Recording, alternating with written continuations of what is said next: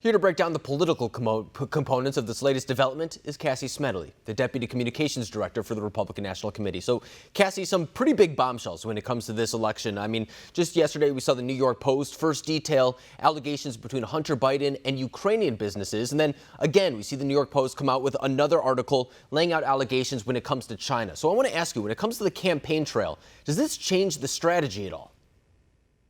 I don't know if it changes the strategy, but it further underscores what President Trump has been saying all along, that there is no low that Democrats will not go to protect their own. And by the way, the media is complicit in this as well, as they have covered up for Biden, covered up for his campaign, covered up for his family, and all of their illicit ties to these oligarchs and such in Ukraine and China and elsewhere.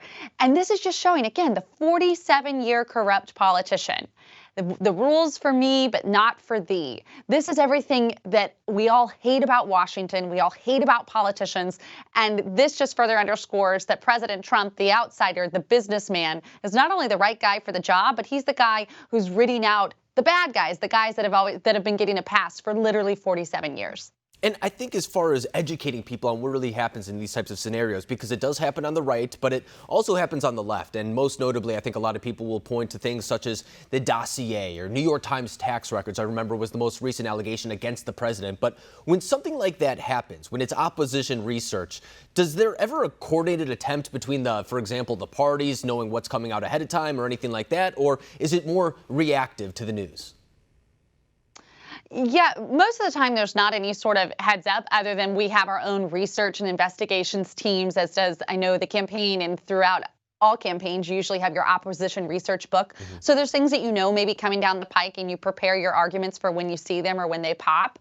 But I would note that, I mean, you mentioned the dossier. What did we find out about 2 weeks ago? Hillary Clinton made that up. That was a whole thing that they construed in 2016 to distract from her and her server in the private emails. And then it cost how many hundreds of millions of taxpayer dollars, a sham impeachment hearing, all to cover for her, all to cover for a career politician. And the media just went right along with it.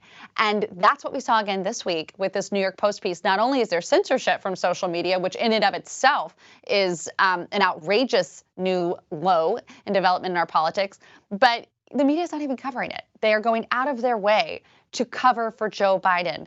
And that's what, as voters, we need to pay particular attention, that this is a whole new ballgame. This is no longer candidate v. candidate or even party v. party. To see that the media is not even trying to hide their bias anymore is something that should concern all of us, and we need to continue to hold them accountable for that. And I want to use the dossier as an example as well, because, for example, that piece of that document, I should say, was used by CNN, and then the intelligence community used that reporting in order to further along other types of investigations. And we could use the New York Times tax story as well. I mean, that was something where it was obviously illegally obtained and then published by the New York Times, but Twitter didn't censor that information. In fact, you could still go look up that dossier. You could still go up and look up the New York Times article within itself, yet Twitter did take action against the New York Post, not because of misinformation or uncredited allegations, but because they themselves could not verify the information. Does the Republican Party need to make censorship more of a central part of its agenda?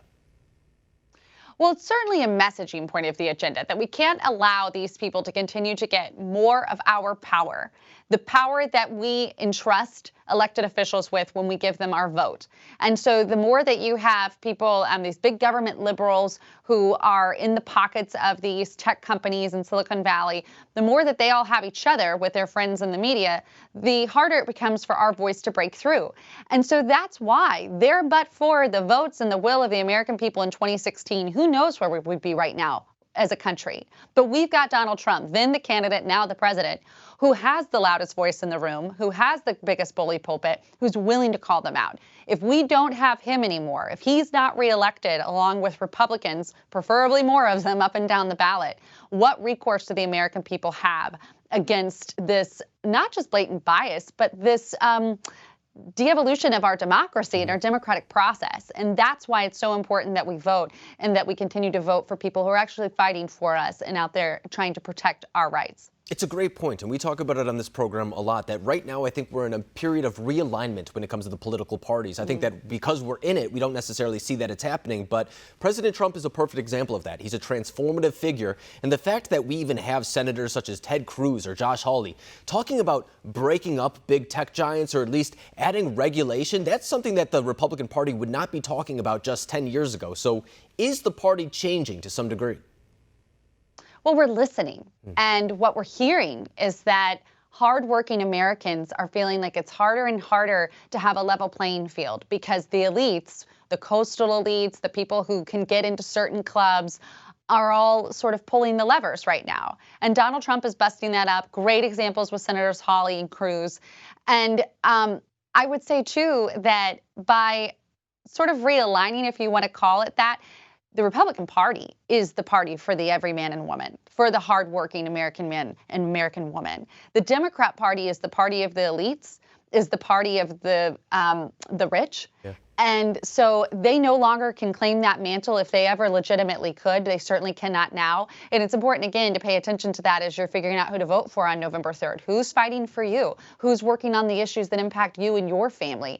And who is just out there to protect their own? I think it's a great point because sometimes when you turn on the media, for example, they make it so much right versus left. And I don't think that's always the conversation. I think sometimes it's those who are content and benefiting off the status quo and those who want to change it for the average American. I think that's exactly what the conversation should be framed as because there is a level of discontent on both sides of the political spectrum.